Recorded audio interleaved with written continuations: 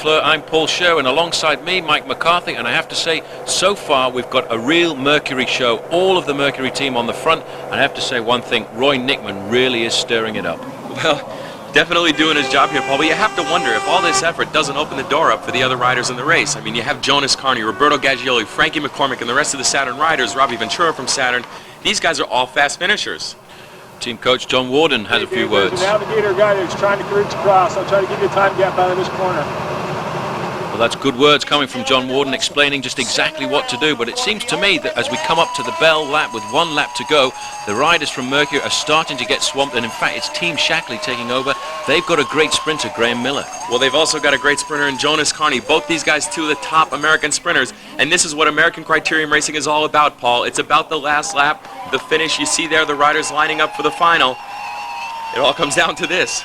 It all comes down to this. Maybe Mercury have done too much. The big long line at the front there. But once again, it's a white jersey from Mercury taking it over there in third position. In fact, is Gord Fraser. He's starting to come round now. In fact, Jonas Carney is up there as well.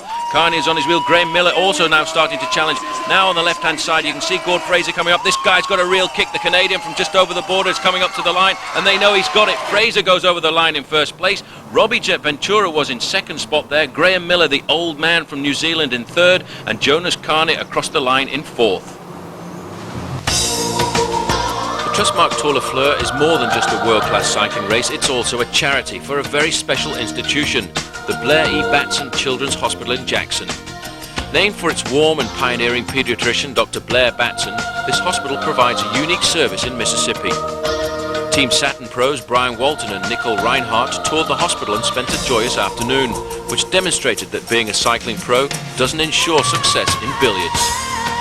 This year, the Trustmark Tour LeFleur, delivered by the U.S. Postal Service, generated $30,000 for the Blair E. Batson Children's Hospital and $130,000 in 6 years since this event began running.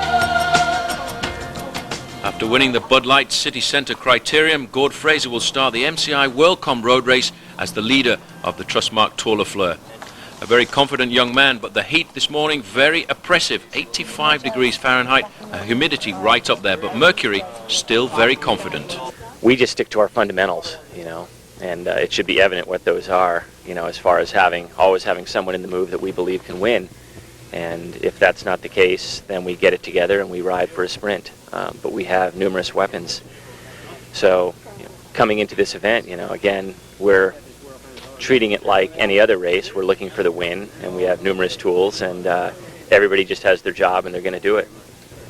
Well, 2 days, and once again, Paul, we're on the start line here. You see the big players in the race, the Saturn guys, the Navigators, the Mercury boys, Gord Fraser, the leader of the Omnium. It is a 2-day event here now. It's all based on points. It's the man with the most points after 2 days of racing that wins the overall title. Gord Fraser looking very confident. They now face a 7.8-mile lap, 17 laps, 133 miles, making this the second longest road race in the United States. The only one longer is the U.S. Pro Championships in Philadelphia.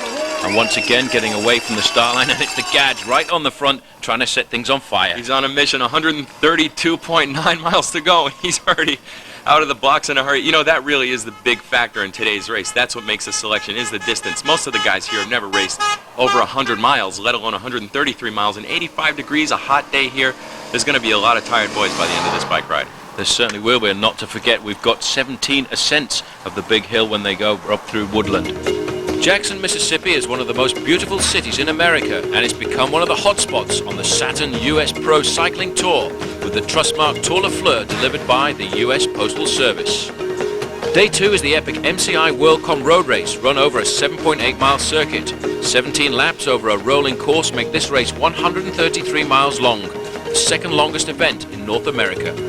As we get back to the action here, most of the riders content just to sit in the group and let the race unfold, aside from Roberto Gaggioli's off-the-line attack. But wouldn't that be funny if they'd have let him go? Joke's on him. Most of these guys just content to sit in the race. I expect today really the high temperature, 85 degrees Fahrenheit, and high humidity is going to make it very difficult towards the end. A lot of these guys certainly will be wasted at the end of 133 miles of racing. The hill here in this race, Paul, isn't that severe, but doing it 17 times just takes so much of the power out of the legs by the end of 133 miles. We have a new team at the front now, Navigators, keeping the pace very high indeed. But that is a good point, I have to say, Mike. That climb may not be too difficult, but 17 times up it, that's where the decision surely has to come. Well, already one or two guys at the back having difficulty. Well, you know, Paul, it's good to see some of the other teams putting pressure on the race now. The Americans have given up a lot of races to the Mercury team this year, and Gord Fraser, if they want to change that, they're going to have to change the way they race a little bit.